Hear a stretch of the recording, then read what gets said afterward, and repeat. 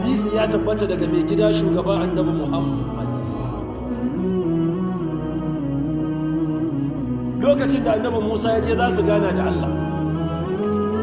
annabi Musa ya tambayi Allah ya ubangiji ba ni zikirin da zan dinga maka Allah ce ya Musa ya kai annabi Musa qul la ilaha illa Allah ya kai annabi Musa dinga faɗin la ilaha illa Allah فقال موسى سأل موسى يا رب كل عبادك يقولون لا إله إلا الله يا أبنجي دكان باي سنا فدin لا إله إلا الله أبان وني فقال الله تبارك وتعالى علم جرمان دوكاك يا موسى يا كأنب موسى